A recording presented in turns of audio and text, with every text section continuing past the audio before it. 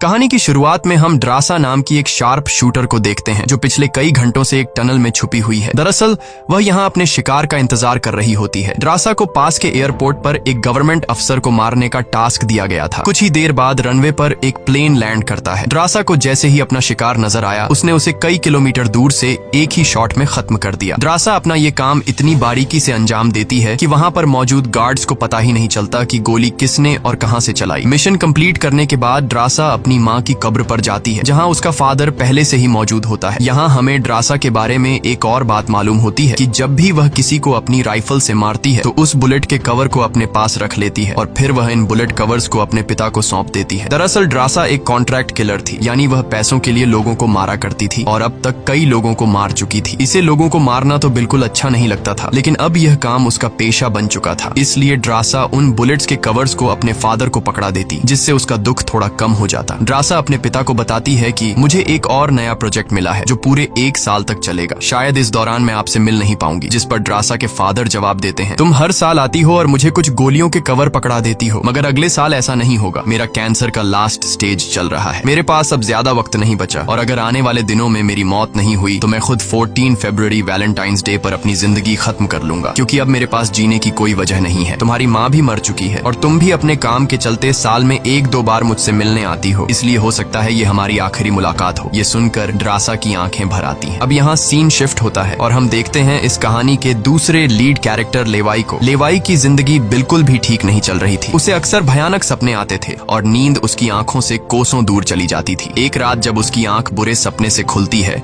तो लेवाई अपने घर से बाहर निकलकर समुद्र के किनारे पर आता है। यहाँ उसे थोड़ा बेहतर महसूस होता है और वह अपनी डायरी में कुछ लिखने लगता है। तभी लेवाई को अचानक उसके फोन पर एक मैसेज आता है। उस मैसेज में उसे एक एड्रेस दिया गया होता है जहाँ उसे जल्द से जल्द पहुंचने का कहा गया होता है। लेवाई बिना वक्त गंवाए एक मिलिट्री बेस पर पहुंचता है और वहां उसकी मुलाकात होती है एक लेडी ऑफिसर से जिसका नाम बार्तो है। बातचीत के दौरान हमें पता चलता है कि लेवाई कोई आम इंसान नहीं बल्कि एक आर्मी ऑफिसर था, लेकिन अब वह रिटायर हो चुका है और सिर्फ इतना ही नहीं, वह एक डेडली स्नाइपर भी रह चुका है। वह अब तक 200 से भी ज्यादा लोगों को स्नाइपिंग से मार चुका है। बार्तो लेवाई से कहती है, मैं तुम्हें एक मिशन पर भेजना चाहती हूँ क्योंकि तुम एक बहुत ही अच्छे स्नाइपर हो और ये सिर्फ तुम ही कर सकते हो। लेकिन मिशन पर भेजने से पहले बार्तो लेवाई से एक बहुत ही जरूरी सवाल पूछती है, अगर तुम इस मिशन पर गए तो क्या तुम्हें याद करने वाला पीछे कोई है? ये बात सुनकर लेवाई को कुछ अजीब लगने लगता है, लेकिन फिर वह जवाब देता है, नहीं, मेरा इस दुनिया में अब कोई भी अपना नहीं है। ये सुनकर वो लेडी लेवाई से कहती है, तुम तैयारी कर लो, कुछ घंटे बाद तुम्हें उस मिशन पर भेजा जाएगा और वहाँ तुम्हें 1 साल के लिए रहना है। इसके बाद लेवाई को बेहोश कर दिया जाता है और जब उसकी आंख खुलती है तो वह अपने आप को एक एरोप्लेन में पाता है। लेवाई कुछ समझ नहीं पाता कि आखिर उसे कहाँ ले जाया जा रहा है और उसे किस तरह का मिशन सौंपा गया है। इसलिए लेवाई वहाँ पर मौजूद एक सोल्जर से पूछता है, मुझे कहाँ ले जाया जा रहा है? लेकिन वह सोल्जर लेवाई की इस बात का कोई जवाब नहीं देता, बस इतना कहता है, अपना आईडी और वॉच हमें दे दो, ये सब तुम्हें तब वापस मिलेगा जब तुम्हारा मिशन पूरा हो जाएगा। थोड़ी देर बाद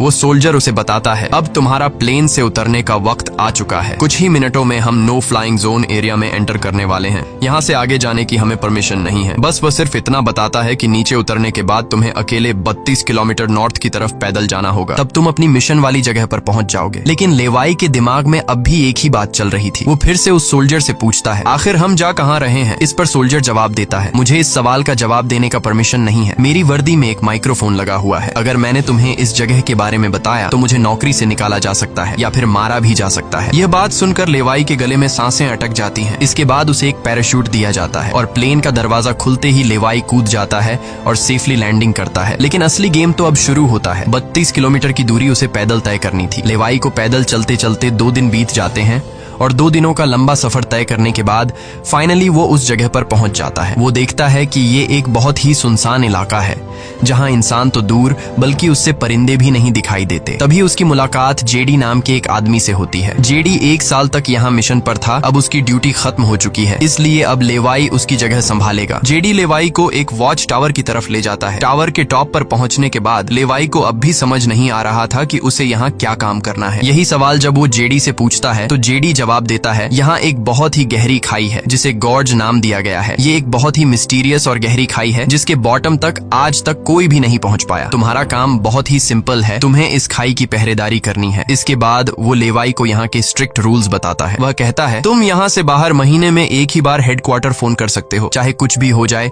तुम बाहर की दुनिया से जुड़ने की उम्मीद मत रखना। ये टावर, जिसे हम वेस्ट टावर कहते हैं, इसके ठीक सामने ईस्ट टावर है, वह रशिया का है। वहाँ भी एक गार्ड अपनी ड्यूटी निभा रहा है, लेकिन तुम दोनों के बीच कोई भी कांटेक्ट अलाउ नहीं है। तुम्हें सिर्फ अपनी ड्यूटी पर ध्यान देना है और हाँ, आने वाले खतरे के लिए हर वक्त तैयार रहना, क्योंकि यहाँ तुम पर किसी भी वक्त हमला किया जा सकता है। यहाँ ऑटोमेटिक गन्स और नीचे ढेर सारे लैंड माइन्स लगाए हुए हैं। अगर ऑटोमेटिक गन्स में गोलियां खत्म हो जाए तो उसे हमेशा रिलोड रखना, क्योंकि हमले के दौरान ऑटोमेटिक गन्स तुम्हारी बहुत काम आएगी। और आखिरी बात, अगर तुम्हें कभी भी यहाँ तेज सायरन की आवाज सुनाई देने लगे तो तुम बिना सोचे समझे यहाँ से भाग जाना। जेडी कहता है, मुझे भी नहीं पता कि ऐसा क्यों बोला गया है, लेकिन मुझे जो पिछले ड्यूटी वर्कर ने बताया था वही मैं तुम्हें बता रहा हूँ। लेवाई उसकी सारी बातें अच्छी तरह से सुन लेता है, पर उसका सवाल एक ही था। वह पूछता है, आखिर यहाँ ऐसा क्या है जिसके लिए इतनी स्ट्रिक्ट सिक्योरिटी लगाई गई है? तभी जेडी एक ग्रेनेड निकालता है और इस ग्रेनेड को उस गहरी खाई में फेंक देता है। ग्रेनेड जैसे ही खाई की गहराइयों में धमाका करता है, वहाँ से एक अजीब भयानक आवाज गूंजने लगती है। वो आवाज किसी इंसान की बिल्कुल भी नहीं थी, वो किसी ऐसी चीज की थी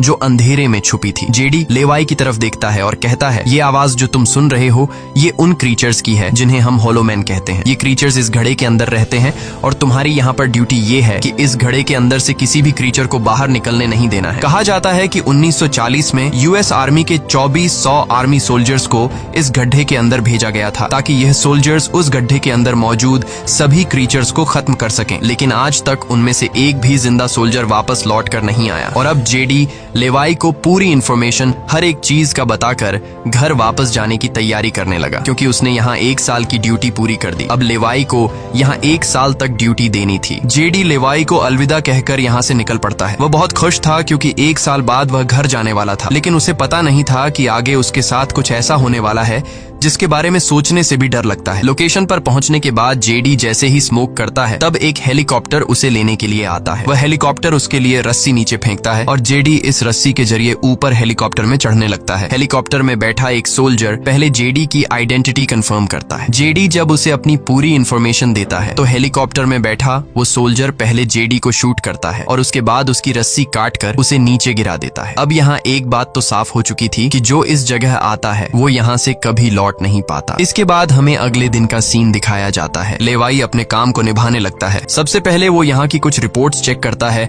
और जिन ऑटोमेटिक गन्स में गोलियां खत्म होती हैं उन्हें रीलोड करता है। इसी तरह से दिन गुजरते हैं और फिर 1 महीना। अब लेवाई को ये जगह बोरिंग फील होने लगी। वो सोचता है कि क्या 1 साल तक यहाँ बस अकेले ही रहना है, न किसी से बातचीत और न ही कोई एंटरटेनमेंट। इसीलिए टाइम पास करने के लिए वो अलमारी में रखी किताबें पढ़ने का सोचता है। जब वो अलमारी से किताबें निकालता है तो अचानक उसकी नजर अलमारी के पीछे की दीवार पर पड़ती है। उस दीवार पर कुछ नोट्स लिखे होते हैं। ये उन सभी लोगों के नोट्स थे जो इससे पहले इस टावर में अपनी ड्यूटी कर चुके थे। हर नोट में डर, अकेलापन और होलोमैन के खतरों का जिक्र था। एक दिन लेवाई को वेस्ट टावर से मशीन चलने की आवाज आती है। लेवाई जल्दी से अपने टेलीस्कोप से दूर से ईस्ट टावर को देखने की कोशिश करता है और तभी उसे एक लड़की दिखाई देती है और ये लड़की कोई और नहीं बल्कि ड्रासा होती है, जो कि उसकी अच्छी स्नाइपिंग की वजह से उसे इस टावर पर ड्यूटी दे दी गई थी। ड्रासा की खूबसूरती देखते ही लेवाई की नजरें उस पर जम जाती हैं, लेकिन लेवाई उससे बात नहीं कर पाता क्योंकि ऐसा करना रूल्स की खिलाफ वर्जी थी और ड्रासा को भी वेस्ट टावर में बैठे लेवाई के बारे में पता चल चुका था। अब इसी तरह से दिन गुजरते हैं और ये दोनों सोचते हैं कि क्या हमें एक दूसरे से बात करनी चाहिए या नहीं। कुछ दिन बाद ड्रासा का जन्मदिन आता है। अकेलेपन में घिरी हुई ड्रासा को लगता है कि उसे किसी से बात करनी चाहिए। वो लेवाई से बात करने की कोशिश करती है। ड्रासा एक व्हाइट बोर्ड के जरिए लेवाई से पूछती है, तुम्हारा नाम क्या है? इस पर लेवाई को रूल्स याद आते हुए कहता है कि नाम बताना अलाउड नहीं है, लेकिन ड्रासा मुस्कुराते हुए अपना नाम बताती है, मेरा नाम ड्रासा है। लेवाई भी ज्यादा न सोचते हुए अपना नाम बता देता है। ड्रासा बताती है कि आज मेरा बर्थडे है और ड्रासा अपने बर्थडे को सेलिब्रेट करते हुए डांस करने लगती है। ड्रासा लेवाई से पूछती है, क्या तुम्हें डांस करना आता है? लेवाई बताता है, नहीं, मुझे डांस करना बिल्कुल भी नहीं आता। जिस पर ड्रासा पूछती है, तो फिर तुम्हें क्या करना आता है? लेवाई जवाब देते हुए बोर्ड पर लिखता है, मैं शूटिंग थोड़ी बहुत अच्छी कर लेता हूँ। यहाँ ट्रासा उसकी शूटिंग स्किल्स चेक करने के लिए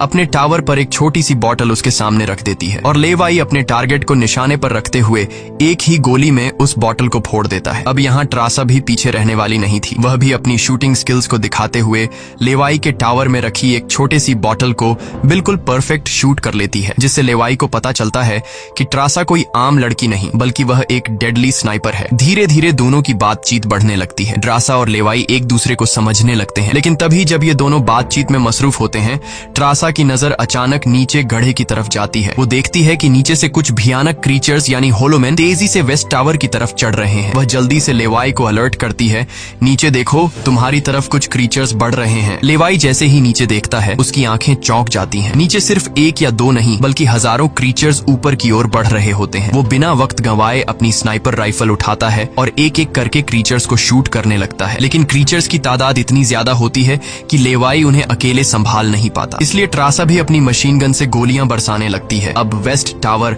यानी ट्रासा की तरफ भी क्रीचर्स बढ़ने लगे। ये दोनों अपनी अपनी साइड से इन क्रीचर्स को मारने लगते हैं, लेकिन तभी लेवाई देखता है कि एक क्रीचर ऊपर ट्रासा के टावर तक पहुंच चुका है और वह क्रीचर जैसे ही ट्रासा पर हमला करने वाला होता है तो लेवाई ईस्ट टावर से अपनी जबरदस्त स्नाइपिंग स्किल्स का इस्तेमाल करते हुए उस क्रीचर को मार गिराता है। अब लेवाई और ड्रासा दोनों को एहसास हो जाता है कि इस खतरनाक जगह में अगर जिंदा रहना है तो उन्हें मिलकर लड़ना होगा। सब कुछ संभालने के बाद ड्रासा बताती है, ये मेरी लाइफ का सबसे बेस्ट बर्थडे था। अगली सुबह लेवाई नीचे लगी लैंड माइन्स को ठीक करता है और ऑटोमेटिक गन को रीलोड करता है। तभी अचानक खाई के अंदर से एक ड्रोन निकलता है। वो ड्रोन कुछ सेकंड्स तक लेवाई की तरफ देखता है। ड्रोन अजीब तरीके से स्कैन करता है। ये देखकर लेवाई हैरान रह जाता है और उसे कुछ समझ नहीं आता कि ये ड्रोन क्यों और किसके लिए भेजा गया था। इस तरह से दिन गुजरते हैं और फिर महीने। इन दोनों की आपस में दोस्ती होने के बाद अब उनके दिन अच्छे गुजर रहे थे और अब उन्हें अकेलापन बिल्कुल भी महसूस नहीं होता था। पर एक दिन ट्रासा बहुत ज्यादा सैड होती है क्योंकि आज 14 फेब था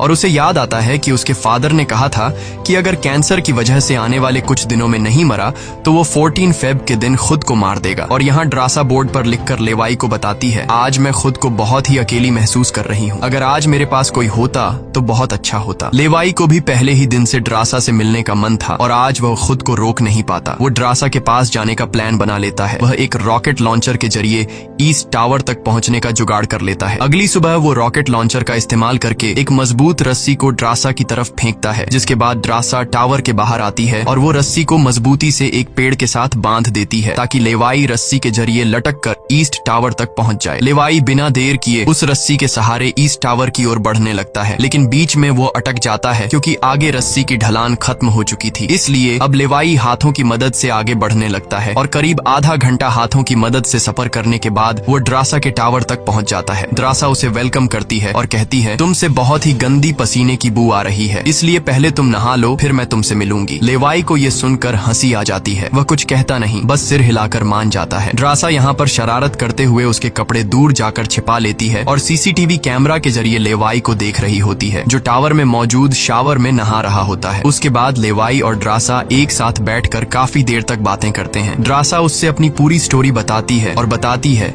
कि अब इस दुनिया में मेरा कोई नहीं रहा, सिर्फ मेरे फादर जिंदा बचे थे, पर कल के दिन उसने भी खुद को मार दिया होगा। यहाँ लेवाई भी ट्रासा को रात में आने वाले भयानक सपने और अपने उन दिनों के किस्से सुनाता है जब वो यूएस आर्मी में था। इस तरह से बातें करते करते रात हो जाती है। ड्रासा यहाँ एक सॉफ्ट म्यूजिक लगा लेती है। ये दोनों म्यूजिक की धुन पर डांस करने लगते हैं। इसी डांस के दौरान वो एक दूसरे के करीब आने लगते हैं और उनके बीच रोमांस होने लगता है। कुछ देर बाद लेवाई ड्रासा की तरफ देखकर एक मुस्कान के साथ कहता है, मैंने तुम्हारे लिए एक शायरी लिखी है, जब हम यहाँ से निकलेंगे तभी मैं तुम्हें वो शायरी दूंगा। अगले दिन लेवाई को वापस अपने वेस्ट टावर लौटना था। वह ड्रासा को अलविदा कहता है और रस्सी के सहारे वेस्ट टावर की तरफ चलना शुरू कर देता है। ड्रासा भी उसे जाते हुए देखती रहती है, लेकिन तभी हम देखते हैं कि कुछ क्रीचर्स ऊपर टावर की तरफ बढ़ रहे हैं, जिनमें से एक क्रीचर वहां लगे लैंड माइन से टकरा जाता है और एक जोरदार धमाका होता है। लैंड माइन के फटने से जो उसके लोहे के पार्ट्स हवा में उड़ जाते हैं, उनमें से एक पार्ट रस्सी से टकरा जाता है, जिससे रस्सी टूट जाती है और वो तेजी से उस खाई में गिर जाता है। लेवाई को गिरते देखकर ट्रासा बिना सोचे समझे अपना पैराशूट उठाकर वह भी उस खाई में कूद जाती है। खाई की गहराई में गिरने के बाद द्रासा पानी की तेज बहाव वाली नदी में बहने लगती है। वह किसी तरह करके नदी से बाहर निकलकर किनारे तक पहुंच जाती है। दूसरी तरफ लेवाई की किस्मत अच्छी होती है कि वो एक बड़े से पेड़ पर गिरकर लटक चुका था। इतनी ऊंचाई से गिरने के बाद उसे चोटें तो काफी सारी आ जाती हैं, पर उसकी जान बच जाती है। जैसे ही उसकी आंखें खुलती हैं, वो देखता है कि एक बड़ा कीड़ा उस पर हमला करने के लिए बढ़ रहा है। वो खुद को बचाने की कोशिश करता है, पर तभी पेड़ की लकड़ी टूट जाती है और लेवाई नीचे पेड़ की जड़ों पर गिर जाता है। नीचे गिरते ही पेड़ की जड़ों ने उसे अपनी गिरफ्त में लेने लगती है और लेवाई को जकड़ लेती है। उससे पहले कि ये जड़ें लेवाई को मार देती, वहाँ ट्रासा पहुँच जाती है। वो जल्दी से चाकू निकालकर इन जड़ों को काटने लग जाती है, जिससे लेवाई आजाद हो जाता है। इसके बाद लेवाई और ट्रासा चारों ओर देखने लगते हैं। हर तरफ सन्नाटा और डर का माहौल छाया होता है। तभी अचानक पेड़ों की आड़ से कुछ क्रीचर्स निकलकर उन पर हमला कर देते हैं। यहाँ उनके बीच एक बड़ी फाइट होने लगती है। लेवाई अपनी बंदूक संभालता है और पहली गोली सीधे एक क्रीचर के सर में मारता है। एक के बाद एक दोनों ने मिलकर दोनों क्रीचर्स को खत्म कर दिया। यहाँ लेवाई की नजर क्रीचर की डेड बॉडी पर पड़ती है। वह देखता है कि क्रीचर ने वही आर्मी वर्दी पहन रखी थी जो किसी जमाने में अमेरिकन सोल्जर्स की होती थी। ये देखकर लेवाई के रोंगटे खड़े हो जाते हैं। तभी उसे जेडी की वो बातें याद आती हैं, जब उन्होंने बताया था कि 1940 में 2400 सोल्जर्स के एक बड़े ग्रुप को इस खाई में भेजा गया था और वो सैनिक कभी वापस नहीं लौटे थे। उसके बाद लेवाई और ट्रासा एक अजीब भयानक सी जगह पर पहुंच जाते हैं। यहाँ का मंजर किसी बुरे सपने जैसा था। हर तरफ इंसानों के सड़े गले शरीर पड़े थे और सबसे अजीब बात यह थी कि इन शरीरों के अंदर से पेड़ पौधे उग आए थे। ऐसा लग रहा था जैसे कोई जानलेवा वायरस ने इस जगह को अपनी गिरफ्त में ले लिया हो। तभी अचानक पेड़ों के बीच से कुछ हलचल होती है। लेवाई और ट्रासा समझ जाते हैं कि क्रीचर्स एक बार फिर उनका पीछा कर रहे हैं। डर के मारे यह दोनों तेजी से भागने लगते हैं और एक टूटी फूटी चर्च में घुस जाते हैं। दरवाजा बंद करने के बाद सामने उन्हें एक अजीब सा नजारा दिखता है। हर तरफ इंसानों की लाशें पड़ी हुई थीं। उनकी हालत देखकर ऐसा लग रहा था जैसे उन्होंने खुद अपनी जान ले ली हो ताकि इस वायरस से बच सकें। अचानक एक बड़ी मकड़ी ट्रासा के ऊपर कूद पड़ती है और ढेर सारी और भी मकड़ियां निकल आती हैं। ये मकड़ियां साइज में काफी बड़ी होती हैं। जैसे ही स्पाइडर उन पर हमला करता है, लेवाई और ट्रासा मिलकर उसे खत्म कर देते हैं। दूसरी तरफ चर्च का दरवाजा वो क्रीचर तोड़कर अंदर आ जाते हैं। लेवाई और ट्रासा अपनी जान बचाने के लिए उन पर फायरिंग शुरू कर देते हैं और जैसे तैसे करके उनसे अपनी जान छुड़ाकर चर्च से बाहर निकल आते हैं। तभी लेवाई की नजर सामने पहाड़ में बनी एक पुरानी सुरंग पर पड़ती है। वह दोनों फौरन उस सुरंग के अंदर घुस जाते हैं। अंदर जाकर उन्हें पता लगता है कि असल में यह एक पुरानी लैब है। यहाँ हर जगह टूटी फूटी कांच, मशीन्स और पुराने जंग लगे हुए कंटेनर्स पड़े थे। यहाँ लेवाई को एक पुराना डीवीडी कैसेट मिलता है। लेवाई डीवीडी को प्ले करता है और स्क्रीन पर एक लड़की नजर आती है। वह लड़की कहती है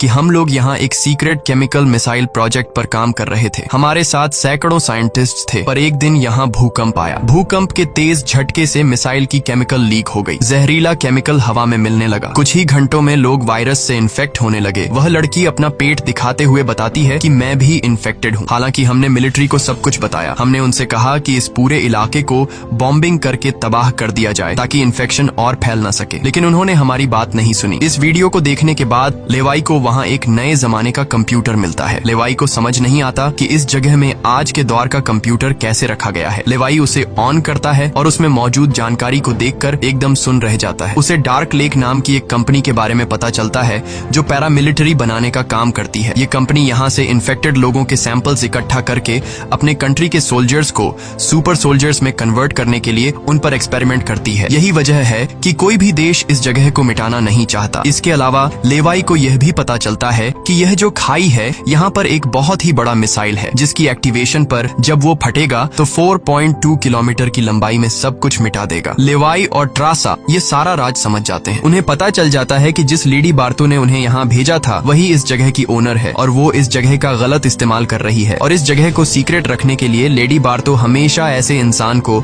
यहाँ पर ड्यूटी के लिए चुनती थी जिसका पीछे कोई पूछने वाला नहीं हो, और उस इंसान को यहाँ साल भर ड्यूटी करने के बाद मार दिया जाता, जिस तरह से जेडी को मार दिया गया था ताकि वो बाहर आकर दुनिया को इस जगह के बारे में नहीं बता सके। ये सब जानने के बाद जैसे ही ये दोनों वहाँ से निकलते हैं तभी एक घुड़सवार क्रीचर ट्रासा को रस्सी से जकड़कर अपने साथ ले जाता है। लेवाई ट्रासा की तलाश में यहाँ वहाँ भटकता है लेकिन उसे ट्रासा कहीं दिखाई नहीं दे रही थी। तभी लेवाई एक ऐसी जगह पर पहुँचता है जहाँ एक बड़ी मिसाइल रखी हुई थी। ये वही मिसाइल थी जिसके बारे में डार्क लेक कंपनी के कंप्यूटर से लेवाई को जानकारी मिली थी। लेवाई को सब कुछ साफ समझ आ चुका था। असल में वॉच टावर में पहले रह चुके लोग जब यह कहते थे कि अगर सायरन की आवाज सुनाई दे तो जितनी जल्दी हो सके यहाँ से भाग जाना चाहिए, वो दरअसल इस मिसाइल की ही बात कर रहे थे। दूसरी तरफ ट्रासा अब उस क्रीचर के कब्जे में थी। ट्रासा खुद को छुड़ाने की कोशिश करती है और जैसे तैसे करके वो खुद को छुड़ा लेती है। आजाद होते ही ट्रासा और क्रीचर के बीच फाइट छिड़ जाती है। लेवाई भी ट्रासा को ढूंढते ढूंढते वहां पहुंच जाता है और वह भी फौरन क्रीचर पर हमला कर देता है और ये दोनों मिलकर उसे आग लगाकर जला देते हैं। और अब बारी आती है इन लोगों की यहाँ से निकलने की,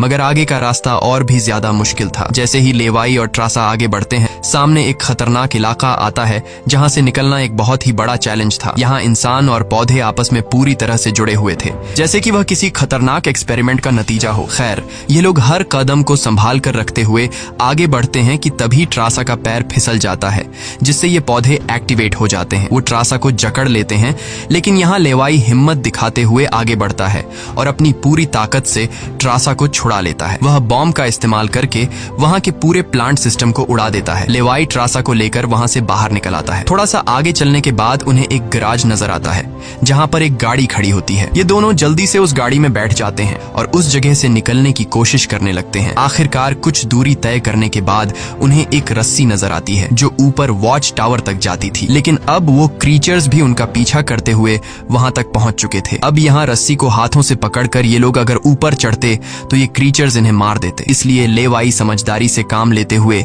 जीप को रस्सी से बांधकर ऊपर चढ़ने लगते हैं। ये लोग जीप को इसलिए रस्सी से बांध लेते हैं ताकि ये दोनों जीप में बैठकर उनके हाथ क्रीचर्स के साथ लड़ने के लिए फ्री हों। वो क्रीचर्स उन पर हमला करते हैं और यहाँ उनके बीच एक बड़ी फाइट होती है, लेकिन वो क्रीचर्स तादाद में काफी ज्यादा थे, इसलिए वो इन पर भारी पड़ रहे थे। यहाँ लेवाई के दिमाग में एक आइडिया आता है। वह जीप की पेट्रोल टैंक इन क्रीचर्स पर लीक कर देता है, जिससे निकलने वाले तेल को आग लगाकर उन सभी क्रीचर्स को जला देता है और आखिर में ये लोग उस जीप की रस्सी काट कर उसे नीचे छोड़ देते हैं, जिससे वो सभी क्रीचर्स मारे जाते हैं। इस तरह से ये लोग फाइनली ऊपर चढ़ने में कामयाब हो जाते हैं। अब इन दोनों को पता चल चुका था कि अगर ये दोनों यहाँ साल भर ड्यूटी कर भी लें तब भी आखिर में इन दोनों को मार दिया जाएगा। इसलिए अब ये दोनों एक बड़ा फैसला करते हैं कि अब वो इस जगह की रक्षा नहीं करेंगे बल्कि इस जगह को तबाह कर देंगे, ताकि इनकी तरह कोई दूसरा सोल्जर यहाँ पर न फंस सके और इस जगह का गलत इस्तेमाल बंद हो जाए। ये सब करने के बाद ये दोनों यहाँ से दूर जाकर एक नई जिंदगी की शुरुआत करेंगे। यहाँ ट्रासा कहती है, मेरे पास फ्रांस में छुपने के लिए एक जगह है, हम वहाँ जाकर शादी करेंगे और आगे की जिंदगी वहीं पर बिताएंगे। लेवाई ट्रासा की बात मान जाता है और अब वह कहता है, मुझे वापस अपने टावर पर जाना होगा। मैं वहाँ जाकर टावर में एक बॉम्ब फिट करूंगा और साथ ही इस मिसाइल को भी एक्टिवेट कर दूंगा, जिससे यह पूरी जगह तबाह हो जाएगी। जिसके बाद लेवाई रस्सी की मदद से अपने टावर तक पहुंच जाता है। इस बीच लेडी बार्तो लेवाई से कांटेक्ट करती है और सवाल करती है, क्या तुम इस गड्ढे के अंदर गए थे क्योंकि किसी ने हमारे कंप्यूटर को ऑन किया है। लेवाई यहाँ पर झूठ बोलकर बताता है, नहीं, मैं वहाँ नहीं गया था। लेकिन बार्तो जानती है कि लेवाई झूठ बोल रहा है। उन्होंने सिक्योरिटी कैमरास में सब कुछ देख लिया था कि लेवाई और ट्रासा दोनों गड्ढे के अंदर गए थे। फिर भी वो अपनी बात को आगे बढ़ाते हुए कहती है, अगर तुम नहीं गए तो फिर जाहिर सी बात है कि यह सारा काम उस वेस्ट टावर वाले गार्ड का है। तुम एक काम करो कि उस वेस्ट टावर वाले इंसान यानी ट्रासा को मार दो क्योंकि उसने रूल तोड़ा है। यहाँ लेवाई हाँ तो बोल देता है, लेकिन बार्तो को पता चल चुका था कि यह उसे नहीं मारेगा और वह समझ चुकी थी कि ये दोनों अब यहाँ से भागने वाले हैं और बाहर जाकर दुनिया को इस जगह के बारे में बता देंगे। इसीलिए वह खुद हेलीकॉप्टर में यहाँ पहुँचती है, लेकिन बार्तो के पहुँचने से पहले ये दोनों अपनी पूरी तैयारी कर चुके थे। लेवाई टावर से काफी दूर जाकर अपनी लाइफ का सबसे लंबा शॉट लेता है और सीधा उस टावर पर गोली मारता है जो सीधा नीचे मिसाइल से कनेक्ट था, जिससे एक तेज सायरन बजने लगता है। अब उनके पास टाइम कम था। ये दोनों तेजी से भागने लगते हैं क्योंकि जब मिसाइल फटेगी तो वह 4.2 किलोमीटर के एरिया को तबाह कर देगी। लेवाई और ट्रासा दोनों पूरी ताकत से जंगल की ओर भागने लगते हैं। ट्रासा अपनी जान बचाते हुए उस जगह से काफी दूर निकल जाती है, लेकिन लेवाई के पैर में चोट आई थी जिससे वह तेज नहीं भाग सकता था। दूसरी तरफ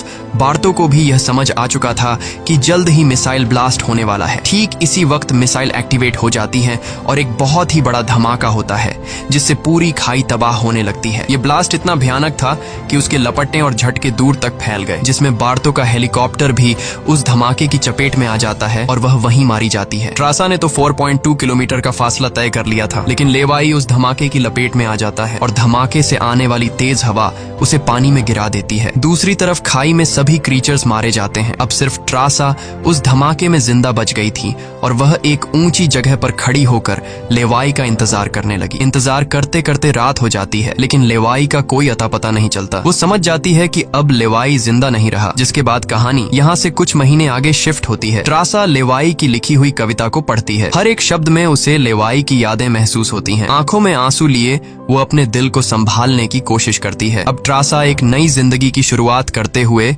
फ्रांस के एक होटल में वेट्रेस की जॉब करने लगती है। लेकिन फिर अचानक एक दिन ट्रासा के सामने लेवाई आकर खड़ा हो जाता है। वह जिंदा था। लेवाई को देखकर ट्रासा की आंखें खुली की खुली रह जाती हैं। वह खुशी के मारे दौड़कर लेवाई को गले लगाती है और इसी के साथ यह कहानी खत्म हो जाती है। अगर वीडियो आपको अच्छी लगी हो तो हमारे चैनल को सब्सक्राइब और वीडियो को लाइक जरूर कीजिएगा।